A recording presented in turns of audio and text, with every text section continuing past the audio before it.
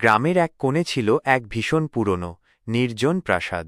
সবাই তাকে ডাকত ভুতুড়ে প্রাসাদ, কারণ শোনা যায় সেখানে এক বিশাল ধন লুকানো আছে।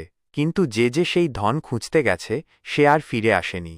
এই গল্প শুনে একদিন রাহুল নামে এক সাহসী ছেলে সিদ্ধান্ত নিল সে নিজেই গিয়ে সত্যিটা জানবে। রাতের অন্ধকারে সে প্রাসাদের দরজা ধাক্কা মারতেই দরজাটি কড়মড় করে খুলে গেল। ভেতরে ঢুকেই রাহুলের শরীরে একটা শিহরণ বয়ে গেল। প্রাসাদটি ধুলো আর মাকড়সার জালে ভরে গিয়েছিল। প্রাসাদের ভেতরে এদিক ওদিক ঘুরতে ঘুরতে রাহুল দেখল দেয়ালে অনেক অদ্ভুত চিহ্ন আঁকা। হঠাৎ রাহুলের মনে হল কে যেন তার পিছন থেকে তাকে দেখছে। কে ওখানে?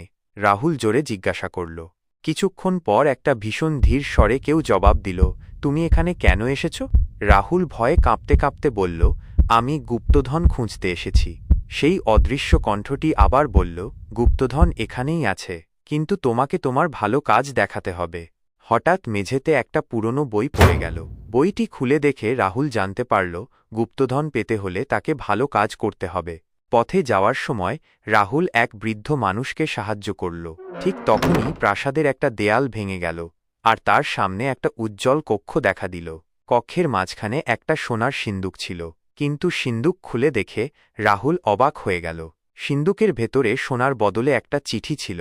চিঠিতে লেখা ছিল, সত্যিকারের ধন হল অন্যের ভালো করা। রাহুল সেই প্রাসাদটিকে গ্রামের অনাথ শিশুদের জন্য একটা স্কুল বানিয়ে দিল। তখন থেকে সবাই রাহুলকে একজন ভালো মানুষ হিসাবে মনে করতে শুরু করল, আর ভুতুড়ে প্রাসাদটি হয়ে গেল আনন্দের আঁতুড়ঘর।